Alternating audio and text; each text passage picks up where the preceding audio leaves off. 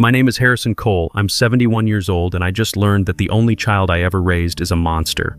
I returned from Vancouver after 2 weeks at my mother's deathbed, only to find my wife Diane locked in our basement. She was dehydrated, filthy, and borderline delirious, padlocked in the dark for 14 days. When I asked her who did this, she whispered one name: Jenny, our daughter. I did not call the police. I called my lawyer. And that night I started the process of taking back every single thing I ever gave her. Before I continue this story, tell me in the comments where you are watching from, and hit that like button if you believe that betrayal, especially from family, demands justice. The cab ride from Hartsfield-Jackson Airport felt longer than the flight from Vancouver. 2 weeks, 14 days of sitting in a sterile hospital room holding my 90-year-old mother's hand, watching her fade away. I was exhausted down to my bones. The flight attendant had to wake me up when we landed. I paid the driver, grabbed my single carry-on, and walked up the pathway to the home Diane and I had shared for 25 years. It was just after 8 p.m. The house was dark. I frowned. Diane, my wife, always left the porch light on for me. Always. She knew I was coming home tonight. I fumbled for my keys, the metal cold against my skin. The lock turned, and I pushed the door open. "Diane," I called out. The silence that answered me was absolute. It was a heavy, dead silence, not the comfortable quiet of an empty house. It was the silence of absence. The air felt stale. "Diane, I'm home," I called again, louder this time. Nothing. A knot of unease tightened in my gut. I walked through the living room. The mail was piled on the small table by the door, unopened. Odd. Diane never let the mail pile up. I went into the kitchen. The coffee pot was clean and dry, no dishes in the sink. It looked unused. My heart started to pound a low, heavy beat. Maybe she went out. Maybe she forgot I was coming home. I walked to the door leading to the garage. I flipped the light switch, and there it was, her blue sedan, parked in its usual spot. She was home, but the house was silent. My mind raced. Did she fall in the shower? Did she have a stroke? I ran up the stairs, taking them 2 at a time, something my 71-year-old knees protested immediately. "Diane." Our bedroom was empty. The bed was neatly made. The bathroom was empty. I checked the guest room. Empty. I went back downstairs, confusion turning into a cold dread. Where could she be? I stood in the kitchen trying to think, trying to make sense of it. Her car was here. Her purse was on the kitchen counter. Her keys were next to it. She was here. She had to be here. And then I heard it. Thump. It was faint, muffled, coming from below my feet. I froze.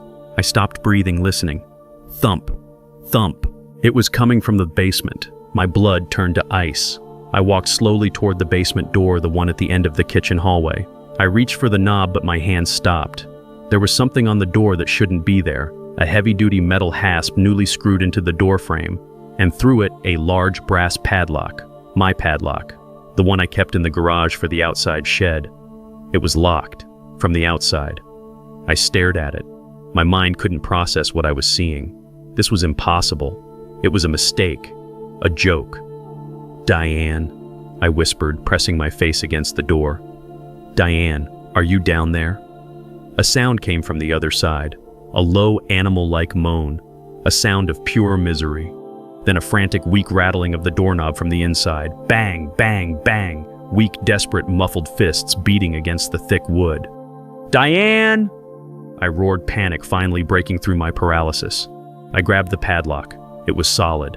"I'm here. I'm getting you out." The flight from Vancouver was a gray blur. The hum of the tires on the highway was the only sound that pierced the fog of my exhaustion. 2 weeks. 14 days straight, sitting in a reclining chair that smelled of bleach and regret, holding my mother's frail, paper-thin hand. At 71, you understand that these goodbyes are part of life, but it doesn't make them easier. All I wanted was to be home. I wanted to sit in my own armchair, drink a cup of coffee that didn't come from a hospital vending machine, and feel my wife Diane's hand on my shoulder. I paid the cab driver the crinkle of bills, the loudest sound I'd heard in an hour. I grabbed my single carry-on. I travel light, always have. I walked up the cracked concrete path to our small brick rancher in the neighborhood I've lived in for 40 years. The first thing that hit me was the darkness. The porch light was off. I stopped my key halfway to the lock. Diane knew I was coming. I had called her from the airport in Seattle during my layover. "I'll be home around 8, baby," I'd said. "Leave the light on for me." She'd laughed, that warm sound that always settled me. "Always, Harry, always." But the light was off. A flicker of irritation quickly replaced by a prickle of unease. Maybe the bulb burned out. I fumbled for the keyhole in the dark, my fingers stiff and cold. The lock turned with a familiar click and I pushed the door open. The house was silent. "Diane," I called out, dropping my bag by the door. "I'm home." The silence that answered was not the comfortable quiet of an empty house. It was a heavy, dead silence. The air felt stale still. I flipped the entryway light switch. Nothing. I tried the living room lamp. Nothing. The power was out. I grunted, frustrated. Just what I needed. I pulled out my phone, the screen obnoxiously bright in the pitch black. I hit the light switch for the kitchen. It flickered on. The kitchen light worked, but nothing else. Strange. Maybe just a blown breaker for the living room. But the unease didn't go away. It deepened. "Diane." I called again, my voice louder now, echoing slightly in the hallway. I saw the mail piled on the small table by the door, a thick stack. Bill's junk mail, a few magazines. Diane never let the mail pile up. She was meticulous. It was a little ritual of hers, sorting it the moment she brought it in. This pile was at least a week old. My heart, which had been beating with the slow, tired rhythm of grief, gave a sudden hard kick. I walked into the kitchen. The coffee pot was clean and dry. The dish rack was empty. There was a faint, sour smell in the air I couldn't place. I checked the fridge. It was humming. The light came on when I opened it. It was full of food. Groceries she must have bought right after I left. Most of it was now wilted. A container of milk was a week past its expiration date. She hadn't just gone out for the evening. She hadn't been here. My mind raced. A stroke. A fall. I ran to the garage door, my 71-year-old knees screaming in protest. I threw the door open. Her blue sedan was parked in its usual spot. My blood turned to ice. She was home. The car was here. Her purse was on the kitchen counter right where she always left it. Her keys were next to it. She had not left this house. "Diane!" I roared the name, tearing from my throat. I sprinted up the short hallway to our bedroom. I didn't bother with the lights. I used my phone. The beam cut through the dark. The bed was neatly made. The bathroom was empty. I checked the guest room, my old office. Empty. Empty. I stumbled back to the kitchen, my mind refusing to connect the dots. She's here. Her car is here. Her purse is here. But the house is empty. It didn't make sense. I stood there panting, the adrenaline of panic making me shake. I was alone in the silent, dark house. No, not silent. I heard something. Thump. I froze. I turned off my phone's light, plunging the house back into near darkness, straining my ears. It was faint, muffled. It came from below. Thump. Thump. It was coming from the basement. I walked slowly, deliberately toward the basement door at the end of the kitchen hallway. My heart was a drum against my ribs. Maybe a raccoon got in, a water pipe burst. I reached for the old brass doorknob. My fingers brushed against something new, something cold, metal. I turned my phone light back on, aiming the beam at the door. My breath caught in my throat. A heavy-duty metal hasp had been screwed into the door in the frame. A new hasp. The screws were still shiny, and hanging through it was a large brass padlock. My padlock. I recognized it instantly. It was the heavy-duty one I kept in the garage for the outside shed, the one I used to protect my expensive tools. It was locked. From the outside. My mind shattered. This wasn't a raccoon. This wasn't a burst pipe. This was a prison. "Diane," I whispered, my voice trembling, pressing my face against the wood. "Diane, are you down there?" A sound came from the other side. A low, agonizing moan. A sound of pure misery that barely sounded human. Then a frantic, weak rattling of the doorknob from the inside. Bang, bang, bang. Muffled fists, weak and desperate, beating against the inside of the thick wood.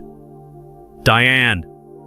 I roared, blind panic taking over. I grabbed the padlock and pulled the metal, biting into my hands, but it held firm. "I'm here, baby. I'm here. I'm getting you out." I didn't wait. I didn't think. I ran to the garage, my mind singular in its purpose. I grabbed the small sledgehammer I kept for projects. I ran back, raised it high over my head, and brought it down on the padlock with all the strength and rage my 71-year-old body possessed. The metal shrieked, but it didn't break. Bang, bang, bang. The weak sound from inside spurred me on. Again, I swung the hammer. The wood around the hasp splintered. Again. The hasp tore free from the door frame with a sound of ripping wood and tortured metal. The door flew open, slamming against the wall. The stench that hit me was overwhelming. It was the smell of sickness, of waste, of despair. It threw me back a step. "Diane!" I yelled into the darkness, my phone light cutting a path down the stairs. And the light found her. The beam of my phone light cut into the blackness, illuminating a nightmare. The smell hit me first, a gut-wrenching sour stench of urine waste and decay that made me gag. It was the smell of a cage. The light found her. She was in the far corner, huddled on a pile of dirty blankets I didn't recognize. It was Diane. But it wasn't.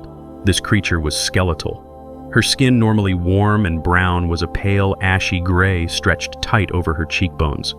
Her hair was matted with filth. Her lips were cracked open and bleeding. She was wearing the same clothes I remembered her waving goodbye in 2 weeks ago, now stiff with grime. She didn't even look up at the light. She just flinched, curling tighter into a ball, making a low, terrified whining sound. For a second, my mind simply broke. It refused to accept the reality of what I was seeing. This could not be my wife. This could not be my home. Around her, scattered on the damp concrete floor, were 3 empty plastic water bottles and 2 torn-open packages of store-brand cookies. That was it. That was what they had left her for 14 days. It wasn't an accident. It wasn't a kidnapping. This was a calculated, slow execution. They had left her just enough to prolong the agony, to make her starve, to make her waste away in her own filth. "Diane," I whispered. The name felt foreign in my mouth. At the sound of my voice, her head snapped up. Her eyes, wide and unseeing with terror, tried to focus on me. She didn't recognize me. She scrambled backward on the floor, crab walking away, her hands and feet slipping in the dirt until her back hit the cold cinder block wall. She was panting, a dry, rasping sound. "No," she whimpered. "No more, please." The rage that filled me was so pure, so hot, it burned away the shock. I didn't care about the smell. I didn't care about the filth. I crossed the basement in 3 strides. "It's me, baby," I said, my voice breaking. "It's Harry. I'm home. I'm home." I reached for her. She screamed, a thin, reedy shriek of pure animal fear. She raised her frail arms to block her face as if expecting a blow. "I'm not going to hurt you," I said, slowing my movements. I knelt in the filth in front of her. "Diane, it's Harrison, it's your husband." I gently, so gently touched her arm. Her skin was cold. She stopped screaming. She just trembled, her entire body shaking violently. She slowly lowered her arms, her eyes peering at me, trying to see me in the dim light of the phone I'd set on the floor. "Harry," she breathed. The sound was like dry leaves scraping pavement. "It's me," I sobbed, the tears finally coming hot and furious. "I've got you." I didn't wait for another word. I ripped off my own jacket and wrapped it around her frail shoulders. I slid my arms under her knees and back. She weighed nothing. She was a bundle of brittle bones lighter than my granddaughter. I lifted her as if she were made of glass. She let out a small sigh and her head lolled against my chest, her body completely limp. She had used the last of her strength. I carried her up the stairs, my own knees screaming in protest, but I didn't feel it. All I felt was the burning white-hot fury. I carried her through the kitchen and into the living room, kicking open the door to the downstairs bathroom. I didn't stop. I couldn't. I placed her gently on the living room sofa, the nicest piece of furniture we owned. She looked so small, so broken, swallowed up by the clean cushions. She was still trembling. "Stay here. I'm getting water. Don't move." I ran to the kitchen. My hands were shaking so badly I could barely fill a glass. I grabbed a straw. I ran back to her. "Diane, drink."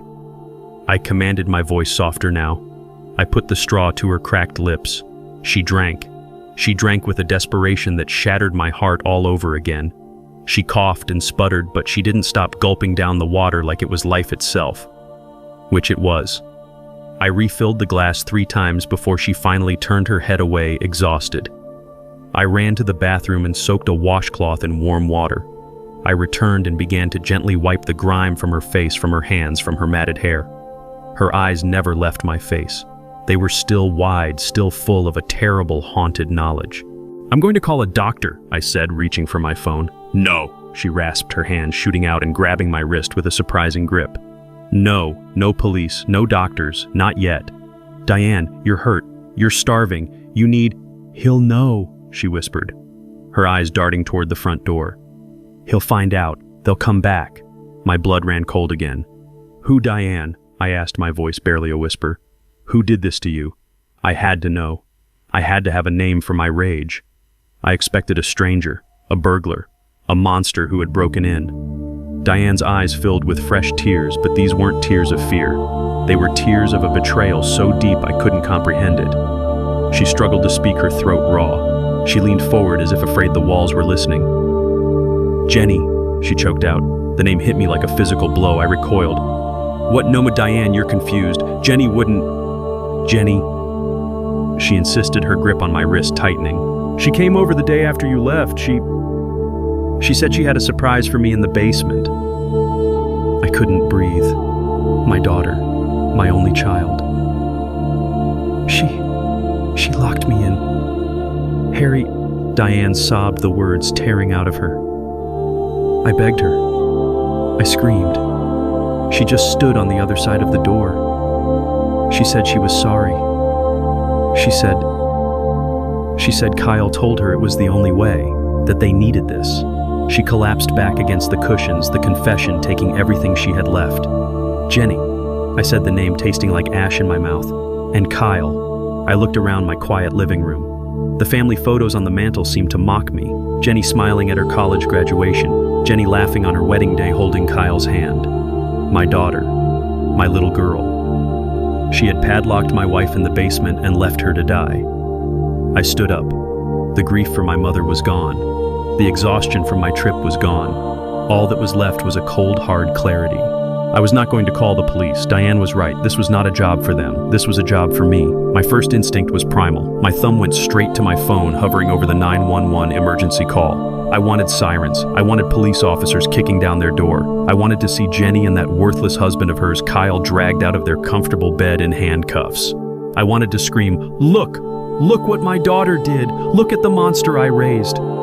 Diane was still weeping into the cushion, a broken, hiccuping sound. I looked at her, frail and shattered, then back at my phone, and I stopped. My thumb moved away from the screen. Why? Because Diane's words echoed in my head. Kyle said she needed to. This was not a moment of madness. This was not a sudden psychotic break. This was a plan. And if they had a plan to lock her in, they damn sure had a plan for what to do if they got caught. I could see it all playing out in my mind. The police would arrive, a couple of young officers, maybe an older, tired detective. They would see me, a 71-year-old man, freshly returned from his mother's deathbed, exhausted and grieving.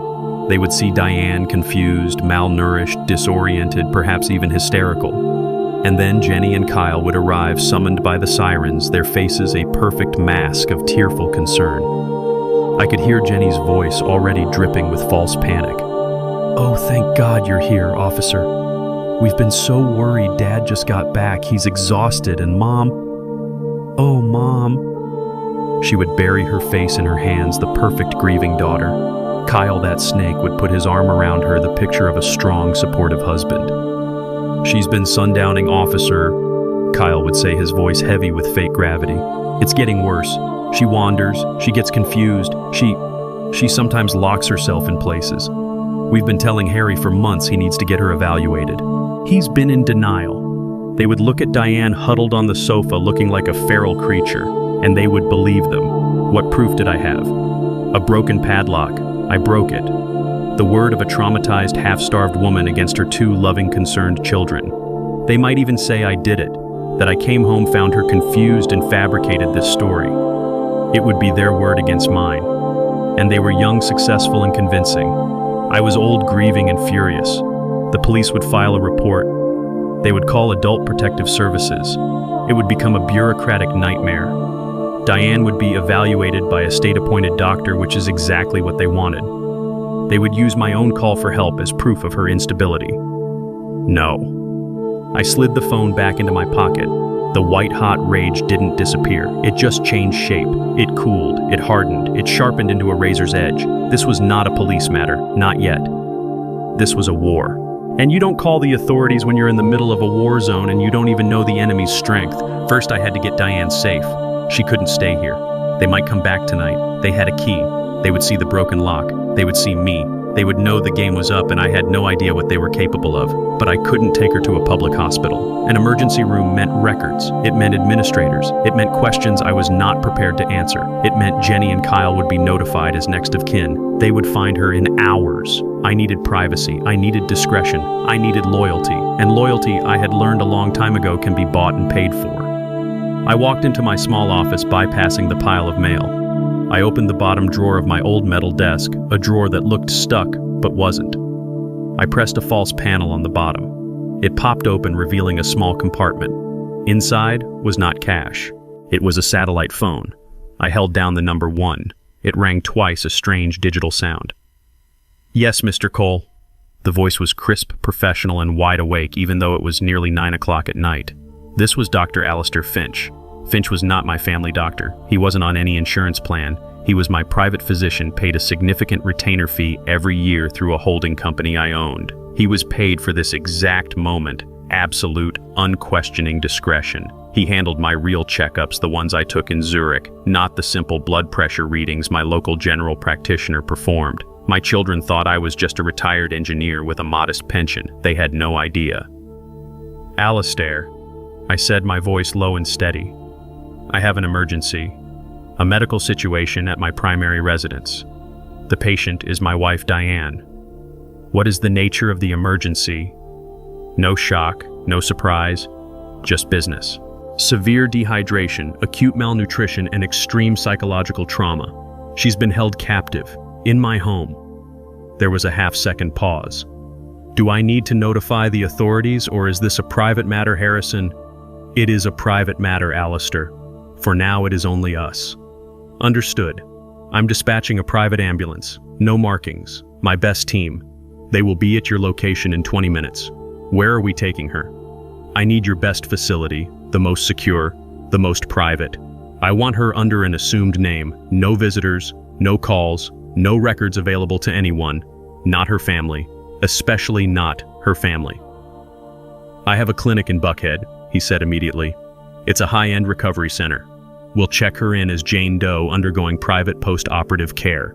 I will handle her case personally. No one gets in or out without your direct authorization." "Good," I said. "Send the team now." I hung up.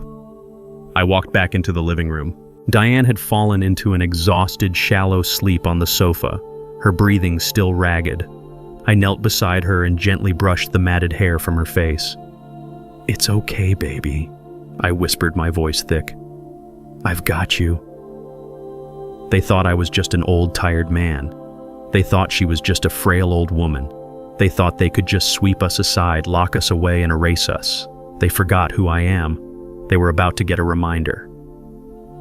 Alistair said 20 minutes. I had 10. I walked back to the living room. Diane was breathing shallowly on the sofa, her eyes closed, lost in the merciful grip of exhaustion. I pulled an Afghan over her, my hands shaking with a rage that was so cold it felt like ice in my veins. They had a plan. Kyle said she needed to. A plan that involved locking her in the dark to die. Why? The answer is always the same. It is always, always money. I left her side and walked down the hall to my office. It was the picture of a retired middle-class engineer, an old oak desk, a comfortable worn-out leather chair, shelves filled with textbooks on structural engineering from 40 years ago. On the wall was a simple framed painting of a covered bridge. Jenny had painted that in high school. I stared at it. The girl who painted that was not the monster who had locked Diane in the basement, or maybe she was. Maybe I had just refused to see it. I took the painting off the wall. Behind it was a small digital sentry safe, the kind you buy at an office supply store for $200. It was not a real safe. It was a symbol. I had given Jenny the combination years ago. For emergencies, I'd told her. If something ever happens to me and Diane, the combination is your birthday. I typed in her birthday, 0819. The light turned green and the door clicked open. I pulled it open.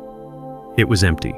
I kept $10,000 in cash in that safe, always, for a real emergency. A tree falling on the house, a sudden medical bill, the kind of things normal people worry about. It was gone. Every last bill. She had known exactly where to look. My breathing hitched, but I forced myself to stay calm. This was just the start. The cash was easy. The real question was the bank. I sat down at my old desktop computer. The machine whirred to life slowly, agonizingly. I opened the browser and typed in the address for our local Atlanta bank. The joint account, the one I shared with Diane, the account my pension was paid into. The account Jenny knew about, the one she sometimes helped me manage online when she visited, clicking the mouse with exaggerated patience, as if explaining technology to a child. "See, Dad, it's easy," she would say. I typed in the password, Jenny 1984. I had set it as a joke on her 30th birthday. It never occurred to me to change it. Why would I? She was my daughter. The page loaded. Checking account balance, $142.31. I clicked on the tab for the savings account, the one we had spent 40 years building, the one I'd always called our rainy day fund. The money I told Jenny was everything we had, our life savings, balance $0 or dollars. My vision tunneled. I gripped the sides of the desk. I wasn't breathing. I clicked my hand, moving like a separate entity on the transaction history. It was a massacre. The day after I left for Vancouver, online transfer, $5,000. 2 days later, counter withdrawal, $10,000. 3 days after that, counter withdrawal, $15,000. A week ago, a check cashed $50,000. Total, $80,000. Gone. I clicked on the scanned image of the $50,000 check. The bank had paid it out. It was made out to Kyle Lawson, and the signature. It was a pathetic, childish scrawl of my name, Harrison Cole. It looked like a third grader had traced it through waxed paper. It was a forgery so bad it was insulting. They didn't even try to make it look real. Why would they? They thought Diane was locked in the basement dead or dying. They thought I was across the continent grieving. They thought by the time I got back the money would be gone, the house would be sold, and they would be ghosts. I leaned back in my creaking office chair. I put my head in my hands. But I wasn't crying. I wasn't screaming. I was processing a single terrible, pathetic fact. The safe, $10,000. The bank account, $80,000, $90,000. They had locked a human being in a concrete box. They had left my wife, to starve, to die of thirst, to rot in her own filth, for $90,000. A cold, bitter laugh escaped my lips. It was a dry, ugly sound in the quiet room. $90,000. My daughter Jenny, the girl I had sent to Spelman, the girl whose European vacations I had funded, whose $500,000 wedding I had paid for. She thought that was the sum total of my life. She thought she was committing the perfect crime for a retiree's modest nest egg. What she didn't know, what she had never bothered to ask, what my simple, modest life in this small brick house had hidden from her greedy, stupid eyes. Was that $90,000? Is less than the tax I paid on my Swiss investments last quarter. It is less than the dividend payment I receive every month from the holding company that bears my name. It is to me nothing. It is pocket change. They tried to murder my wife for pocket change. The sheer idiotic cheapness of their evil was what finally broke me. The pettiness of their betrayal. They were not masterminds. They were just small, pathetic. I thought of Kyle with his leased BMW and his fake Rolex, and Jenny with her desperation to look wealthy. They were children playing a deadly game for Monopoly money, and they didn't even realize the real bank was sitting right in front of them, the man they called Dad. My rage was now pure. It was clean. It was focused. They had mistaken my quiet life for weakness.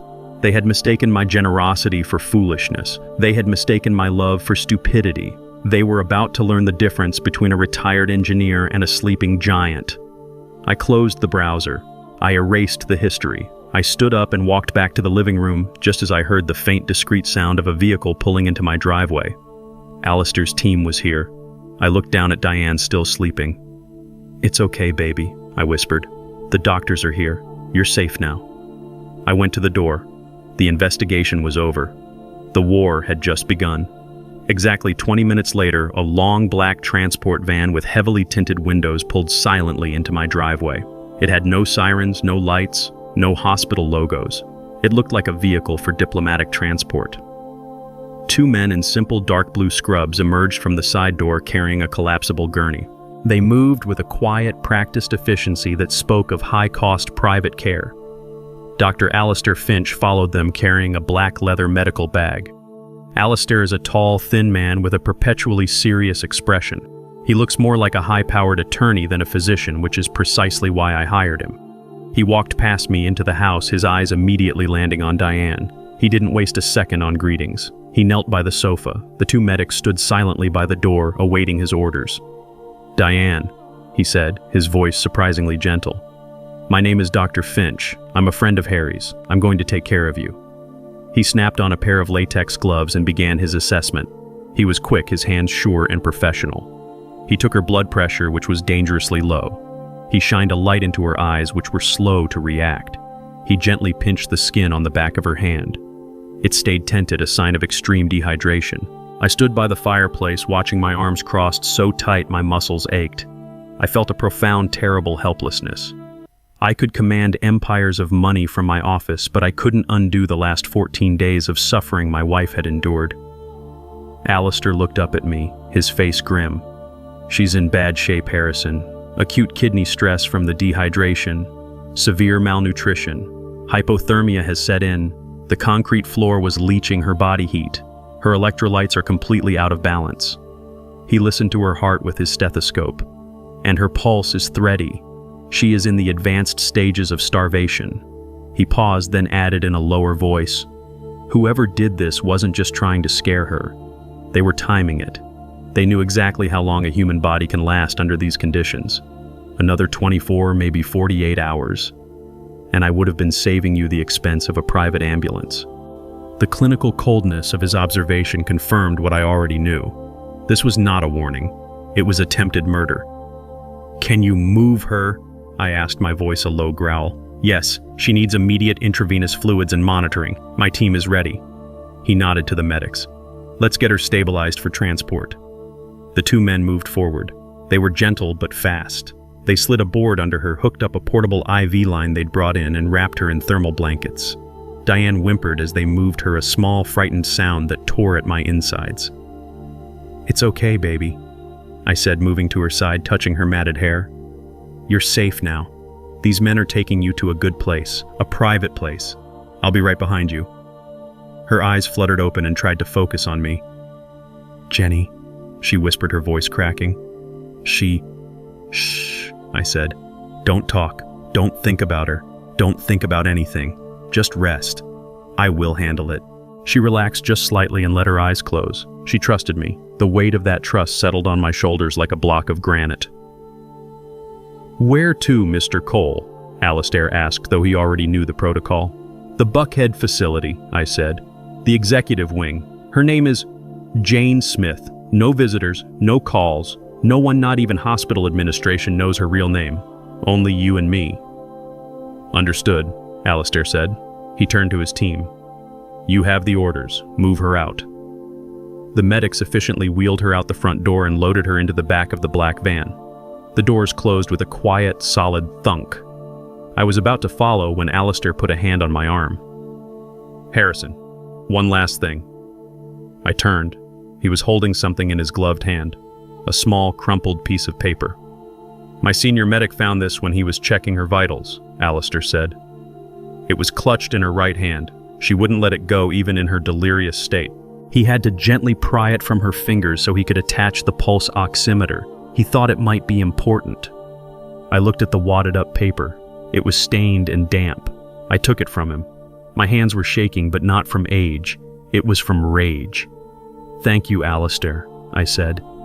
"Send me the bill, and keep me updated every hour." "Of course. And Harrison, be careful. The people who would do this to her are not rational." "Oh, they're perfectly rational," I said, my voice cold. They just made a very bad calculation. He nodded, got into the front seat of the van, and it pulled away, disappearing silently into the night. I was alone again in the dark, silent house. The smell of the basement still hung in the air. I closed the front door, locked the deadbolt, and walked into the kitchen, my eyes fixed on the crumpled piece of paper in my hand. I smoothed it out on the kitchen counter. My blood stopped moving. It wasn't a letter, it wasn't a note. It was a real estate listing, a glossy printout from a local agency. I saw a picture of my own front porch, my own flower beds, my own oak tree. It was a listing for my house. I stared at the details, my mind struggling to catch up. 3 bedrooms, 2 baths, large lot, sold as is. And then I saw the 3 words at the bottom printed in bold red letters that seemed to scream at me from the page. Pending sale. They weren't just after the $90,000. That was just the appetizer. This, the house, the place I had lived in for 40 years, the only real asset they thought I had. This was the main course. They had locked my wife in the basement to let her die so that she couldn't stop them from selling her home right out from under her. I stood there in the silent kitchen for a long time, the crumpled real estate listing clutched in my fist. Pending sale. The words seemed to mock me. They weren't just thieves. They were liquidators. They were erasing us. My mind was a chaotic storm of images, Diane's skeletal face, the empty safe, the drained bank accounts, and now this final insulting proof of their plan. They weren't just stealing our nest egg. They were stealing our home, our memories, the foundation of our lives. The kettle on the stove began to whistle. I didn't even remember filling it. I mechanically poured the boiling water over a tea bag, my hands moving on autopilot. I needed to think. I needed to be calm. The man who had sat by his mother's bedside for 2 weeks was gone, replaced by someone else. A man I hadn't been in a very long time. A man who built things and who understood exactly how to tear them down. I sat at the kitchen table, the one Diane and I had eaten at for a quarter of a century. I let the silence settle, let the cold fury sharpen my mind into a single focused point. They thought I was a grieving, tired, simple old man. Good, that's exactly who I would be. As if summoned. My phone buzzed on the counter. I looked at the screen. The name glowed Jenny. I let it ring, once, twice, a third time, letting the vibration rattle against the granite. I needed to shift my breathing to let the exhaustion I had felt on the plane settle back over me, to bury the ice in my veins under a blanket of grief. I took a slow, shaky breath and picked up the phone. Dad. Her voice was a perfect symphony of manufactured concern. It was bright, high-pitched, and trembling on the edge of tears. Oh, Dad, thank God, I've been calling and calling. Your phone just kept going to voicemail. How was the flight? Are you okay? How is Grandma? I let a long sigh be my answer. She's gone, honey. I made my voice thick, cracked. She passed away 2 days ago. I'm just tired, Jenny. So tired. Oh, Daddy, no. Her sob sounded practiced, like something she'd heard in a movie. I'm so sorry. You sound awful. Are you home? Are you safe? I'm home, I said, rubbing my temples. Just walked in. The house it's dark, honey. The power seems to be off in the living room. And where's Diane? I thought she'd be here to pick me up. Her car's in the garage. I had cast the bait. Now I waited for the lie.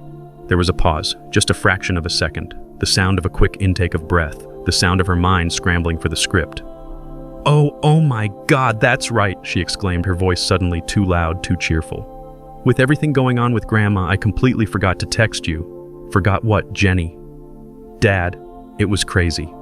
Right after you left for Vancouver, Diane got a call. Her sister, Mary, you know, the one in Florida. She had a terrible fall, broke her hip. It was really bad. Diane had to fly out immediately to take care of her. I stared at the blank kitchen wall. Diane has no sister. Her only sibling was a brother in Chicago, a man we had just had dinner with last month. Mary. She couldn't even be bothered to create a convincing lie. It was sloppy. It was arrogant. It was insulting. Florida, I said, playing the part of the confused, grieving husband. She didn't say a word. Mary. Right, I guess I forgot about Mary. Exactly. Jenny jumped on my confusion. It was all so sudden, Dad. She felt terrible leaving, but you know, Diane, She's just got a heart of gold. She said to tell you she loves you, that she's so sorry about Grandma, and that she'll be back as soon as Mary is stable. She said she'd call you tonight. A perfect, neat little package. Diane was gone, but not in a way that would raise alarms. Just unavailable. Out of state. Okay, honey, I said, letting my voice trail off. I guess I'm just on my own then. I'll come over tomorrow, Dad, I promise. I'll bring you some food. She said, her voice dripping with pity. But, listen, Dad, I know this is the worst possible time, the absolute worst, with Grandma passing and you being so tired. Here it comes, the second act. What is it, Jenny? I'm not really in the mood for any. I know. It's just, Kyle and I, we're in a bit of a bind, a really big one. A bind. What kind of bind? I said, injecting a note of fatherly irritation. It's this investment, Dad. A property. A foreclosure. It's a once-in-a-lifetime opportunity. We can flip it and honestly, Dad, it would set us up for life. It would mean we could finally take care of you and Diane, you know. The way you deserve. The irony was so thick I could barely breathe. She was talking about flipping my own house. Jenny, I'm too tired for this. I don't know anything about flipping properties. I know, Dad, she said, her voice becoming urgent, desperate. You don't have to. It's all set up, but our partner, the money fell through at the last second. The bank needs the down payment by tomorrow afternoon or we lose everything. We lose the deposit, everything. I stayed silent. I let the silence stretch, filling it with my imaginary exhaustion. We need a loan, Dad, she finally whispered, as if she were ashamed. A very short-term loan, just until the bank paperwork clears. We'll pay you back in a month with interest, I swear on my life. I let out another long sigh. How much, Jenny? Another pause. She was bracing herself. It's $80,000. The exact amount. To the penny. The $80,000 she had already stolen. My mind was crystal clear. This was the test. She wasn't just asking for a loan. She was checking to see if I had looked at the accounts. If I said, I don't have it, or that's my life savings, it's gone, they would know I was onto them. Their plan would change. They would run, or worse. But if I said yes, if I acted like the grieving, clueless old man who still had his life savings, they would think I was still the fool. They would think they were still in control. I had to play the part. 80,000, I stammered, my voice full of shock. Lord, Jenny, that's everything. That's the whole savings account. That's mine and Diane's entire future. I know, she cried, and I could hear the predatory eagerness in her voice now. She was reeling me in. I know, Dad. But it's a sure thing, I promise. We'll pay it back double even. This will fix everything for us. Please, Dad. Please. I was silent for a full 10 seconds. I let her hang there. All right, I whispered, as if the word was pulled from me against my will. All right, honey, you're my only daughter. If it's this important, okay. Oh my God, Dad, thank you. But I can't do it online, I said, adding my own little thread to the web. I don't remember the passwords, not since you know. I'll have to go to the bank, tomorrow. You'll have to come with me. You'll have to help me talk to the teller, tell them I need to withdraw it all. Of course, Dad. Yes, whatever you need, I'll pick you up at 10 a.m. We'll go together. Okay, honey, I said, my voice trailing off. I need to sleep now. I'm just so tired. I love you, Dad. You won't regret this. I'm sure I won't, Jenny, I said, and hung up the phone. I sat in the dark kitchen. The call was over.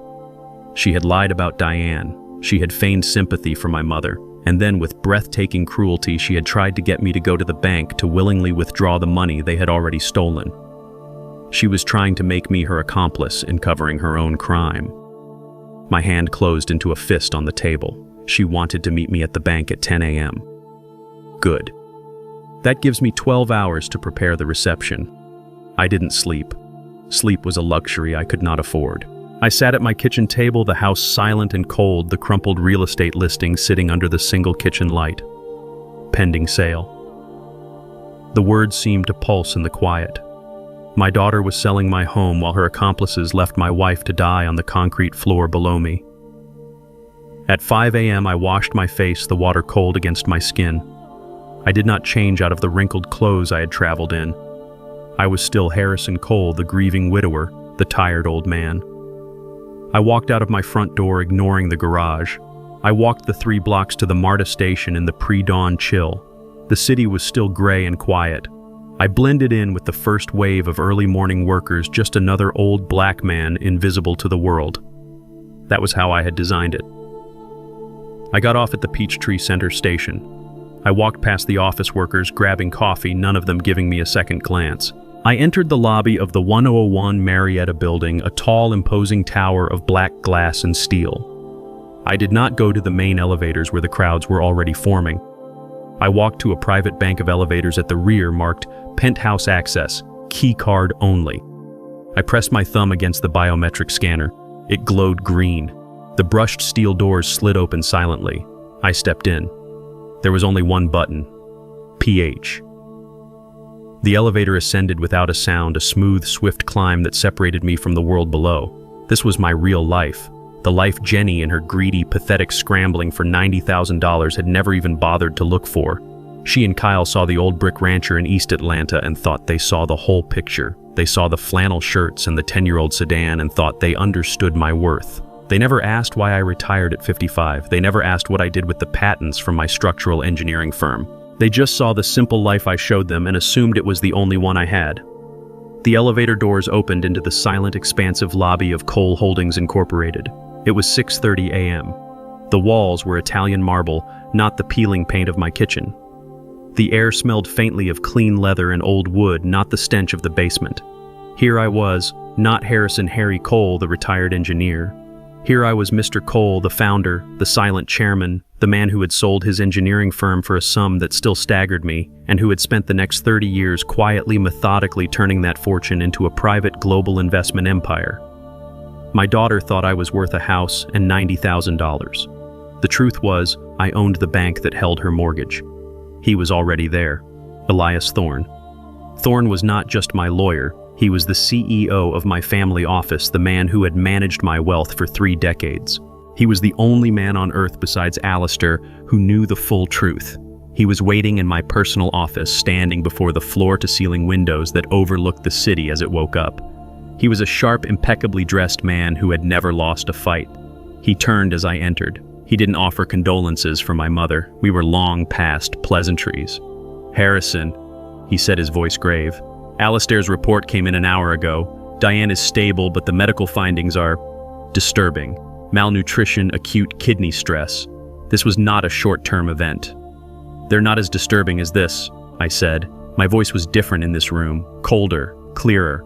I threw the crumpled real estate listing onto his massive mahogany desk. "And this." I pulled out my phone and showed him the screenshot of my drained local bank account. Thorne looked at the $80,000 figure, then at the real estate listing. He didn't look shocked. He looked insulted. $90,000, I said, my voice dangerously quiet. "She locked my wife in a cellar for $90,000. Thorne turned to his terminal. His fingers flew across the keyboard. He was not a neighborhood lawyer. He was a shark, and this was his ocean. "This is ambitious," he said, his voice dripping with contempt. "And sloppy. I'm accessing the county registrar now." I sat in the black leather chair opposite him, the same chair where I had signed deals worth tens of millions. Now I was here to discuss the petty theft of $80,000. The absurdity of it was suffocating. "Here it is," Thorne said, turning the large monitor to face me. "A quitclaim deed, filed 3 days after you left for Vancouver, signed by you and Diane Cole, notarized." "Forgery," I stated. "Of course," Thorne agreed. "A shockingly bad one, but good enough to fool a busy county clerk. They used this fraudulent deed to take legal ownership. Then they immediately listed the property with a discount agent. They wanted a quick cash sale." "Who is the buyer?" Thorne typed again. "The buyer is a shell corporation registered 2 months ago to a P.O. box in Decatur, Lawson Developments LLC. "Kyle," I hissed. "He's buying your house from himself," Thorne confirmed. "He used the fraudulent deed as collateral to get a hard money loan. He was planning to use the stolen $90,000 as his down payment to secure the loan, then flip the house for its full market value of $750,000. It's desperate. It's stupid. But it's fast. When does it close? I asked. That's the problem, Thorne said, his eyes hard. It's scheduled to close tomorrow. By the time you were supposed to get back from Vancouver, the house would have been legally his, and Diane, well, they needed her gone. They locked her in this basement so she couldn't answer the phone when the title company or the notary called to confirm the sale. The plan was complete. Steal the cash, steal the house. And if Diane died in the process, that was just a bonus. It tidied up the loose ends. I stood up and walked to the window. The sun was rising over Atlanta, a beautiful, bloody orange. I felt nothing but a cold, refined rage. Stop it, I ordered. Kill the sale. Call the banks, the county. Freeze everything. Thorne nodded, his hand already on his phone. That's the easy part. I'll have a lien on the property and a full investigation launched within the hour. This sale is dead. I watched the city streets below beginning to fill with cars. I thought of Jenny, my little girl, waking up, getting dressed, believing she was just hours away from winning, believing she was about to help her confused old dad at the bank. Wait, I said, turning back to him. Thorne paused, his hand over the phone. Harrison, don't stop the sale. Thorne frowned. What do you mean, no? If you let it close, they'll own the title. It will be a legal nightmare to claw it back even with the fraud. I don't care about the house, I said. It's just brick and wood. It's tainted.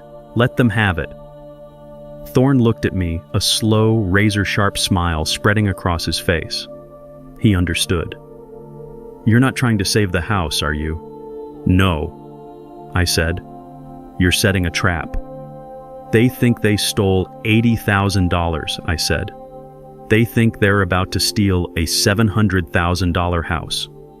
They are arrogant. They are stupid. And they are overconfident. Jenny is picking me up at 10 a.m. to go to the bank. She thinks she's going to play me. I walked back to the desk. I don't want you to stop this, Elias. I want you to fund it. I want you to make sure that loan goes through without a hitch. I want you to make sure that shell company gets the title. I want them to think they've won. I want them to hold the prize in their greedy, filthy hands.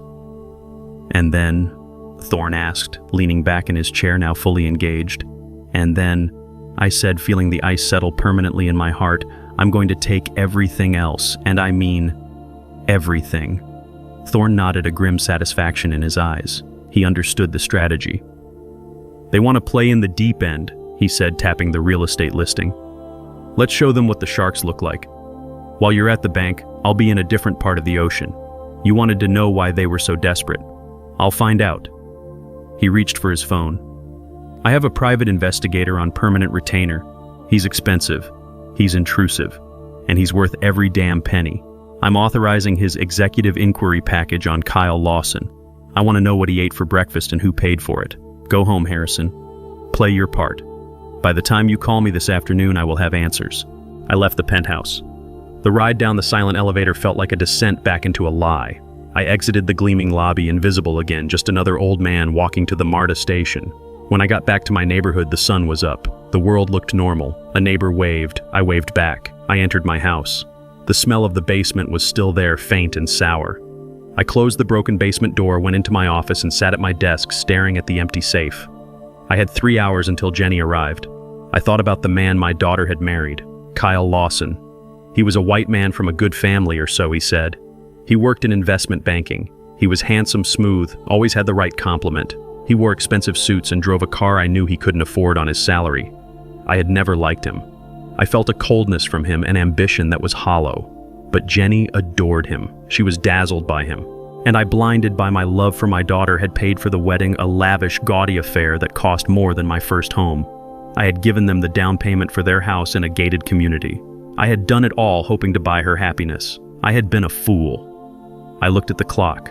9:00 a.m. Thorne was a fast worker. My personal cell phone, the one nobody knew about, buzzed on the desk. A secure message from Thorne. I opened it. There was a single attachment, a PDF file. I clicked. The report was 14 pages long. I started to read. By the time I finished, the mug of coffee in my hand was ice cold, and the man I was had been replaced by a stranger. Kyle Lawson was not an investment banker.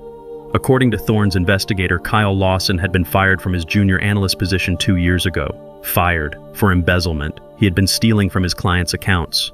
The firm had been desperate to avoid a scandal, so they had buried it, forcing him to sign a non-disclosure agreement and letting him go. For 2 years he had been unemployed. The expensive suits, the leased BMW, the constant talk of big deals and client meetings, it was all a performance, a charade. Where did the money come from? I scrolled down. He had been living off Jenny, living off the credit cards I had given her, the cards I paid off every month without looking at the statements, believing I was funding her side business, her shopping, her lunches with friends. I was a fool. I had been financing the very snake who was now trying to steal my home. I read on. It got worse. He wasn't just broke. He was hunted.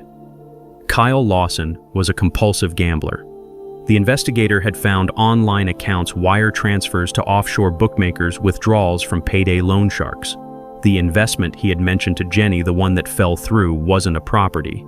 It was a sports bet, a college football game.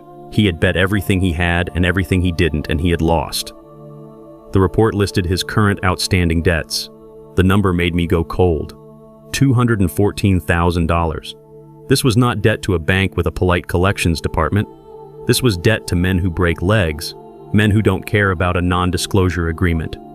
The investigator had found text messages. They had given Kyle a deadline. The deadline was tomorrow. Now I understood. The desperation, the sloppiness of the forgery, the unbelievable cruelty of locking Diane in the basement. It wasn't just greed, it was raw animal panic. He needed my $90,000 and the house sale to clear his debts to save his own skin. I closed the file, my heart hammering with a sick understanding. This was the motive, a desperate cornered rat willing to do anything to escape the trap. But Thorne's investigator was thorough. There was one last document. I opened it. It was a digital copy of an insurance application. I stared at it, not understanding at first. It was a life insurance policy, a new one. Taken out just 6 weeks ago, right after I had told the family I would be going to Vancouver to care for my mother. It was not a policy on his own life. It was not on Jenny's. It was a term life policy for $500,000 on Diane Cole, my wife. The beneficiary was listed as his company, the shell company. Lawson Developments, LLC. I put the phone down on the desk. I looked at the broken basement door, now wedged shut. The $90,000 wasn't the plan. The house wasn't the plan. Those were just bonuses. The plan was this. The plan was the $500,000 insurance payout. They hadn't locked Diane in the basement to stop her from interfering with the sale. They had locked her in the basement to die. A tragic, terrible accident. The confused old wife of a grieving husband who was out of the country had somehow tragically locked herself in the basement. She had passed away from dehydration. A horrible, sad, accidental death. Who would question it? I would be grieving my mother. Jenny would be the grieving daughter-in-law. Kyle would be the supportive husband. They would have the house, the cash, and a $500,000 check. I stood up. I walked to the window. I looked at my quiet suburban street, my daughter, my son-in-law. They weren't just thieves, they were murderers. And they were about to walk right through my front door in less than 1 hour. I didn't have to wait long. I was still sitting at the kitchen table, the silence of the house pressing in on me. I stared at the crumpled real estate listing. Pending sale. I had smoothed it out and the paper was still damp in places. I didn't know if it was from the moisture in the basement or the sweat from Diane's hand as she clutched it. I thought about the timeline. They had 14 days.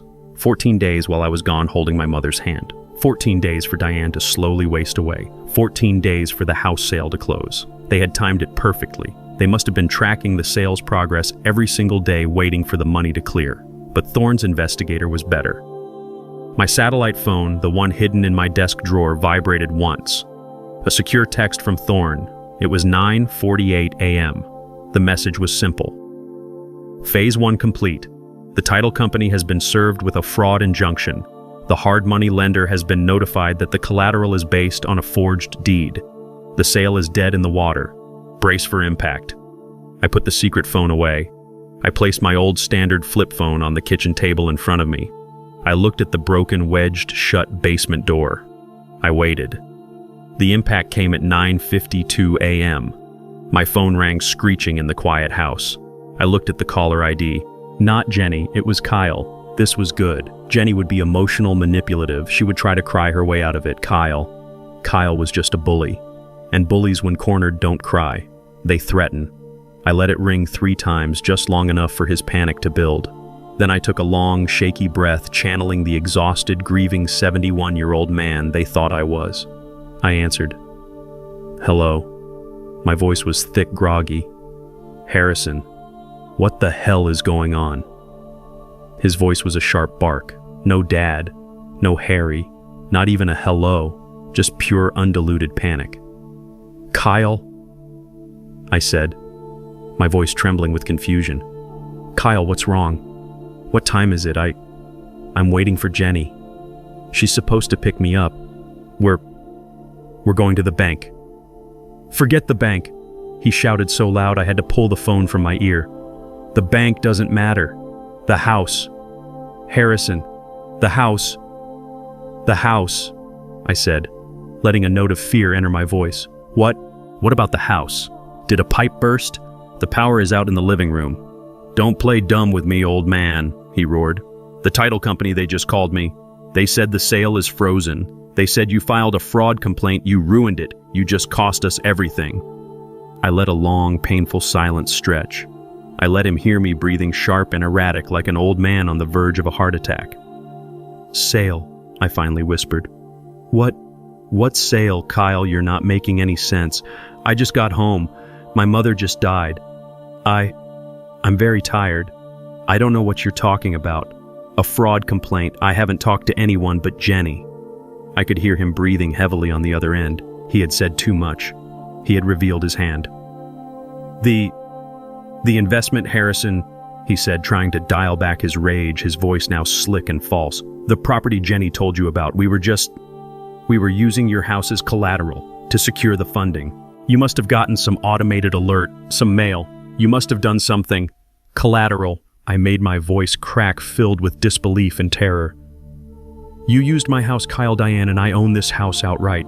You can't just use it. Is that legal? Oh Lord, is that why the bank account is empty? Did you do that too? Did you steal our savings, Kyle? I had fed him the narrative.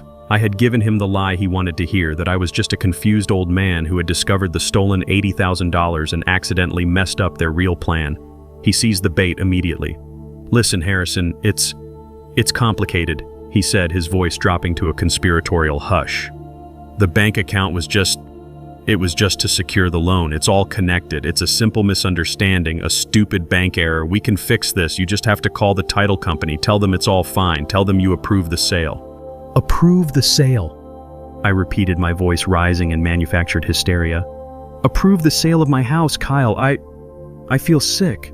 I don't understand any of this. This is too much. My mother, Diane, is gone. She's in Florida. And now this. I know, he said, his voice dripping with false patience. We're sorry about your mother, but this is urgent, Harrison. This is life and death. You need to call them. You need to call them now. No, I said, my voice trembling. No, I'm not calling anyone. I don't understand. I don't know who to trust. You need to come here. Both of you and Jenny. You need to come to the house right now. What? We're busy trying to fix this. Now. I screamed, a genuine roar of rage that I disguised as the panic of a cornered old man.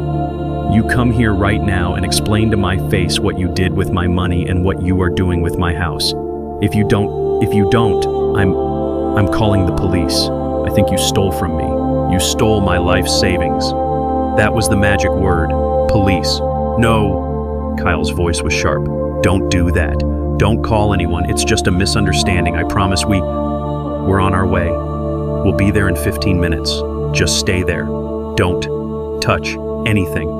We'll explain everything. He hung up abruptly. I placed the phone back on the table. The silence of the house returned, but it was different now. It was no longer the silence of absence. It was the silence of a web vibrating, waiting for the fly. I looked at the clock, 9:58 a.m. They would be here soon, arrogant, desperate, and completely unaware that they were walking straight into the lion's den. I was no longer the grieving son. I was no longer the confused husband. I was the bait. And the trap was set. The phone was heavy in my hand. 15 minutes. That's what he said. They would be here in 15 minutes, driving up to my house, their minds sharp and unified, ready to handle the confused old man. They would come prepared with false sympathy and practiced lies, ready to corner me in my own living room. I looked at the broken padlock on the floor. I looked at the dark stain on the sofa where Diane had been. Not here. I would not have this fight here. This house was a crime scene. It was a tomb. It was their territory. I needed sterile ground. I needed leverage. I needed my territory. I grabbed my simple old flip phone and sent a text to Jenny. My fingers had to fake a tremor, adding typos and correcting them, making myself look pathetic and flustered. Jenny, I can't be in the house. The power is still out in the living room and it feels too empty. Too many memories. Diane is gone. Mom is gone. It's just too much. I'm scared. I let that sit for a moment. Then I sent another. I'm going to the bank. The big one. The main branch downtown. 101 Marietta. I need to talk to the manager anyway about the account. Please, honey, meet me there in an hour. 10:30. Please. I don't know what to do.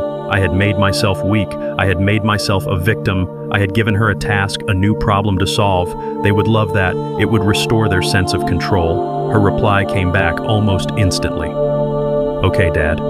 10:30. Don't worry. Just sit in the lobby. Don't talk to anyone. We'll handle everything. We'll handle everything. The arrogance of it. I put the phone in my pocket. I walked out of my front door. I did not take Diane's car. I did not call a cab.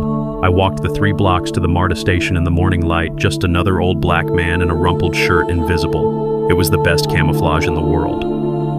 I got off at Peachtree Center surrounded by the morning rush. I walked into the soaring, polished granite lobby of 101 Marietta Street. I ignored the main bank of elevators, the ones crowded with office workers. I walked to a private unmarked elevator at the rear of the lobby next to a discreet sign that read, Penthouse, authorized access only. I pressed my thumb against the flat black biometric scanner. It beeped softly and glowed green. The stainless steel doors slid open with a whisper. I stepped inside. The only button was a simple PH. The elevator climbed fast and silent, lifting me above the city. This was my real world. The life my daughter, in her pathetic scramble for $90,000, had never even thought to look for. The doors opened into the lobby of Cole Holdings Incorporated. The floors were black marble. The walls were glass. The air was still. It was 7:30 a.m., but he was already there. Elias Thorne. Thorne was not just my lawyer, he was the CEO of my private family office, the man who managed the fortune I had built from the patents I sold 30 years ago. He was the only man on earth who knew every single dollar. He was standing by the window looking down on the city. He turned as I entered. He was as always immaculate in a dark suit. Harrison, he said.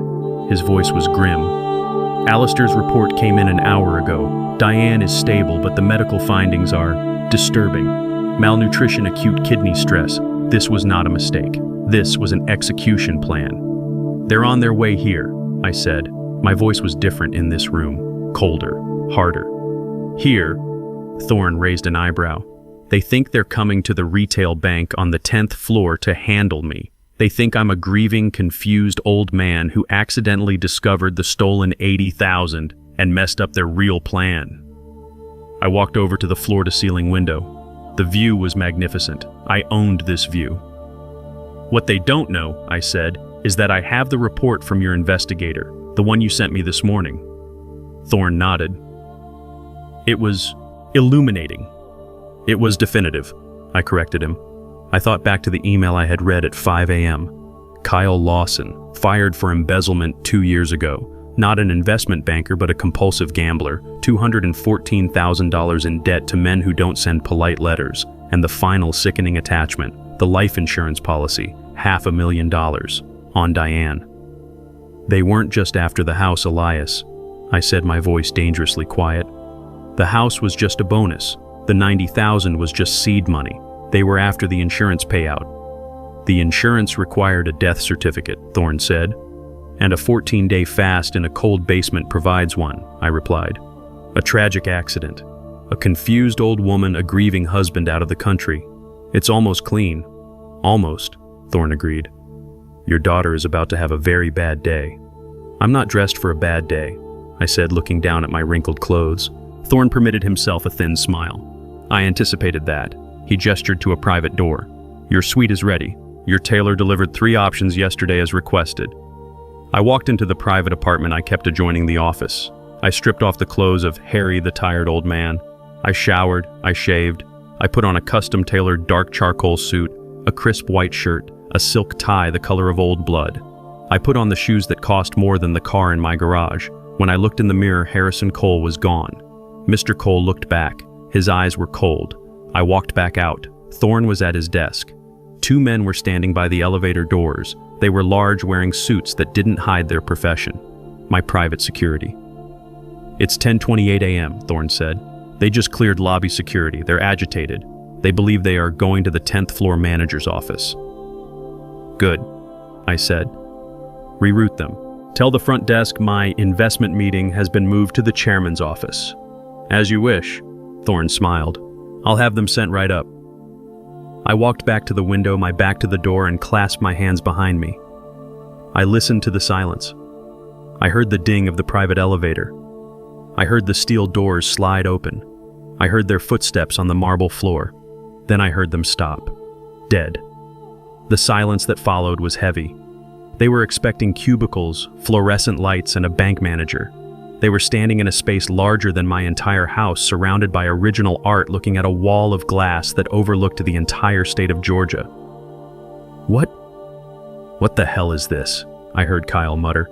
This isn't the bank. Dad? Jenny's voice was small, confused. Dad, are you here? The receptionist said. I turned around, slowly. The look on their faces, it was worth $1 million. Jenny's hand flew to her mouth. Her eyes went from my face to the suit I was wearing to Elias Thorne standing impassively at his desk, to the 2 very large, very serious men standing guard by the elevator. Kyle's reaction was different. It wasn't confusion. It was raw, undiluted fear. He was a small-time con man who had just stumbled into a room he didn't belong in. He was a rat who had just realized the pantry he was raiding was owned by a lion. He instantly recognized the symbols of true power, and he knew with a dawning, sickening certainty that he was hopelessly, fatally out of his league. Dad, Jenny said again, her voice a squeak. What is this place? Who are these people? Why are you dressed like that? Kyle grabbed her arm, his knuckles white. Jenny, shut up, he hissed. His eyes were darting around the room, calculating, panicking. This, I said, my voice calm and low, resonating in the vast, quiet room, is Cole Holdings. It is my office. Please sit down. We have so much to discuss. They did not sit. Jenny looked like she had seen a ghost, her hands clutching the strap of her handbag. Kyle, on the other hand, was trying to puff himself up. He was a small man trying to look big, adjusting his suit jacket, trying to meet my gaze with a defiance that was clearly failing. His eyes were damp with sweat. Dad, Jenny stammered, what is this? Is this a joke? Who are these men? I don't understand. We're here to help you. Help me, I repeated. The words were flat, dead in the air. That's what you call it, helping. Kyle stepped forward slightly, putting himself in front of Jenny, a pathetic attempt at protection. Harrison, look, we don't know what kind of game you're playing. You call us in a panic, you sound confused, and now this circus. We're worried about you. We came here to take you to the bank like you asked. The bank, I said. Yes, we'll get to the bank. But first, let's talk about the reason we need to go to the bank. Let's talk about the house, Kyle. Jenny flinched. The house, Dad, that's what Kyle was trying to explain. It's just a misunderstanding. The bank must have made a mistake. A mistake, I interrupted, my voice cutting through her excuse. Was it a mistake when you or Kyle screwed a new hasp onto my basement door? Was it a mistake when you put my padlock on it, locking my wife inside? Was it a mistake when you left her there for 14 days with 3 bottles of water? Jenny made a sound, a choked little gasp, and took a step back. Or was it a mistake? I continued. When you forged my signature and Diane's on a quitclaim deed, a deed that transferred ownership of my home to a shell company you registered 6 weeks ago, a company called Lawson Developments, LLC. Jenny's face went completely white. She spun around to her husband. Kyle, what is Lawson Developments? What is he talking about? She didn't even know. She was just a pawn. A stupid, willing, greedy pawn. Kyle's facade cracked. The sweat on his forehead was now beading. You don't know what you're talking about, old man. That was an investment, a simple market play. It was legal. Legal? I almost smiled. You call forgery legal? You call locking a 68-year-old woman in a cellar a market play? You were going to buy my house from me using my own stolen $90,000 as the down payment and then flip it for $750,000. It's sloppy. It's desperate. And it's pathetic. Kyle. Jenny was pulling on his arm now, her voice rising to a hysterical pitch. What is he talking about, 90,000? What 90,000? Shut up, Jenny, Kyle hissed, yanking his arm away. Oh, she doesn't know about that part either, I said, stepping toward them. She only knew about the house. You didn't tell her about the $10,000 in cash you took from my safe or the $80,000 you drained from my savings account, the account I set up for her in case she ever needed it. I looked at my daughter. He told you it was a loan, didn't he? An investment? He didn't tell you he had already stolen it. Jenny looked like she was going to be sick. She backed away from Kyle, shaking her head. No. Kyle, you said we were borrowing it. He had to steal it, Jenny, I said, my voice relentless. Because he's desperate. He's not the man you think he is. You see, I had Mr. Thorne here do a little research while I was waiting for you. I walked over to the large desk. Thorne slid a single file folder toward me. I didn't even open it. I just tapped the cover. You think he's an investment banker? He hasn't been an investment banker for 2 years. He was fired for embezzlement, stealing from his clients. A small-time thief who got caught. That's a lie, Kyle shouted, his voice cracking. Is it? I asked. Then where do you go every morning, Kyle? You're not meeting clients. You're meeting bookies. You're a compulsive gambler, and you are in very, very deep. Jenny was openly sobbing now, her hands over her mouth. Kyle, you promised you stopped. He never stopped, I said, my voice like ice. He just got worse. Mr. Thorne's investigator was very thorough. He found the men you owe money to, Kyle, the unofficial ones, the ones who don't care about your credit score. I paused, letting the weight of it land on him. $214,000, due tomorrow, or they break your legs. Or maybe they break Jenny's. Kyle was trembling, his bluff completely gone, replaced by the raw terror of a cornered animal. You can't. So, you see, Jenny, I said, turning my back on him, focusing only on my daughter. He was desperate. The $90,000 was just a drop in the bucket. The house, that would have covered the rest. He had to have it. He had to have it to save his own skin. I didn't know. She wept. I didn't know about the debt. I didn't know about the insurance. Oh God. She stopped. I stopped. I turned back to her slowly. The insurance? I asked, my voice deadly quiet. What? Insurance, Jenny? Her eyes widened in horror. She had said it. She had said the one thing I was waiting for. I mean, she stammered. No, I said, stepping closer. Please continue. What insurance policy were you talking about? Kyle lunged, not at me, but at her. I told you to shut your stupid mouth, he screamed, grabbing her arm. Get your hands off her, one of my security men said, stepping forward. It's all right, gentlemen, I said, raising a hand. He won't do anything. He's just a rat in a trap. I looked at Kyle. You're right, Jenny. He didn't tell you everything, but he didn't tell me about the insurance either. Mr. Thorne's investigator found that one all on his own. I walked back to the desk and picked up a second piece of paper. I held it up. A term life insurance policy for $500,000, taken out 6 weeks ago, the day after I confirmed my flight to Vancouver. The insured Diane Cole, my wife. Jenny collapsed. She didn't faint. She just folded. Her legs gave out and she sank to the marble floor in a heap of sobs. And the beneficiary, I continued, my eyes locked on Kyle. Not me, not even Jenny. The beneficiary is a corporation, Lawson Developments LLC. I let the paper drift from my hand to the floor.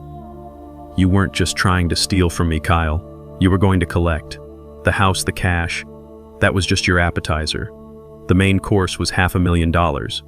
All you needed was for Diane to die. A tragic, unfortunate accident. The confused old wife of a grieving husband locking herself in the basement while he was away. Who would ever question it? Jenny was screaming now, a primal, horrible sound. No, Kyle, you said you'd let her go. You said it was just for a few days. You said you'd leave her food. You promised me. Kyle's face contorted, the mask of the handsome investment banker finally ripping away, revealing the monster underneath. He looked at Jenny, who was crawling on the floor, and he snarled. She was a useless old woman. She was in the way. It was perfect. If you hadn't messed it up, if that old fool hadn't come home early, we'd be rich, we'd be free. But you were too weak. You ruined everything. I looked at him, at the hatred in his eyes, the total lack of remorse. Thank you, Kyle, I said. He froze, confused by my calmness. Thank you for that, I said. That was the last piece I needed. Mr. Thorne. Did you get that? Elias Thorne pressed a button on his desk intercom. The recording is secure, Mr. Cole. The audio is crystal clear. Kyle's face imploded. He looked from the intercom to Thorne to me. You, he whispered. You set me up. You set yourself up, son, I said. You just confessed to conspiracy to commit murder in front of 4 witnesses and a digital recorder. I turned to my daughter, who was staring at me from the floor, her face a mask of tears and horror. And you, Jenny, you just confessed to being an accomplice. Kyle's face was a mask of pure reptilian hatred. He was no longer the smooth-talking investment banker. He was a cornered rat ready to bite.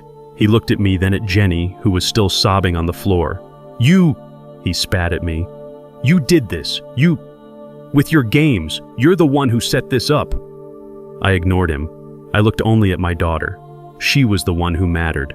She was the one who had held the key, the one who had betrayed my trust. Kyle was just a parasite, but she was my blood.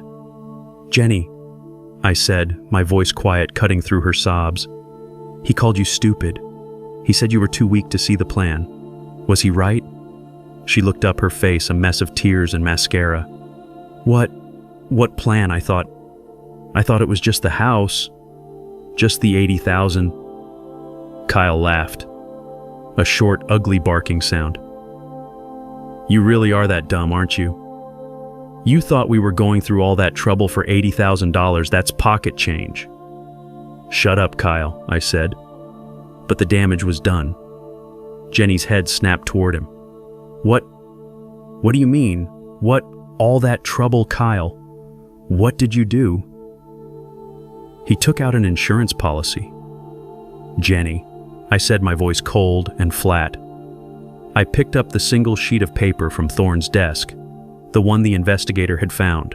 I let it drift from my hand, landing on the floor in front of her. She stared at it. Her eyes scanned the page, her breath hitching. Term life insurance. Diane Cole, she whispered. Beneficiary. Lawson Developments LLC. $500,000. She didn't get it at first. She was still too slow. Still my foolish, trusting daughter. It's an investment policy, she stammered, looking from me to Kyle. For the business, right, Kyle, it's just normal business. Kyle just sneered at her, saying nothing, letting her hang. No, Jenny, I said gently, as if explaining a complex math problem to a child. It's not. You don't take out a $500,000 policy on your stepmother's life right before you plan to lock her in a basement. You do it because you don't expect her to come out of the basement. The realization hit her like a physical blow. She went rigid. She stopped crying. She looked at the paper. Then she looked at Kyle, the man she had married, the man she had betrayed her family for. You, she whispered. You weren't just keeping her out of the way.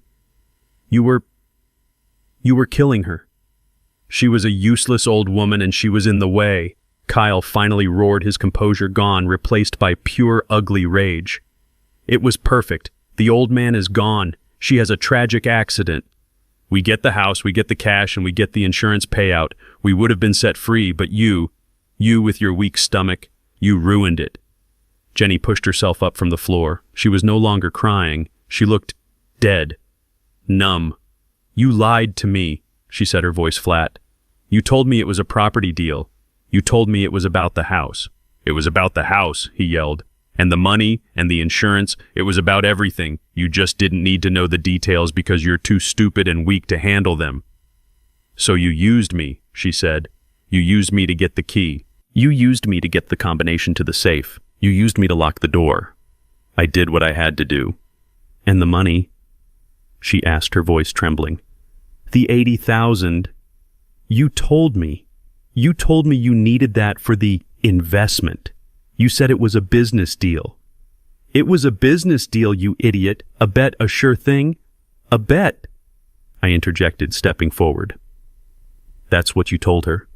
Not that you owed $214,000 to loan sharks who were planning to break your legs tomorrow. You didn't mention that part. Did you, Kyle? Jenny's head snapped to me. What did you say? He lied to you, Jenny. I said, my voice calm. He hasn't had a job in 2 years. He's a compulsive gambler. He's been living off your credit cards, the credit cards I have been paying. He's a parasite. And when his debts got too big, he decided to cash in his last asset, you, and your confused old father's family. Jenny looked at Kyle. He wasn't even denying it. He was just breathing heavily, his eyes darting between me and the guards trapped. You told me they were threatening us, she whispered, her voice breaking. You told me if I didn't help, they would hurt me. They would hurt Dad. So you did it, I said. You locked Diane in the basement to save him.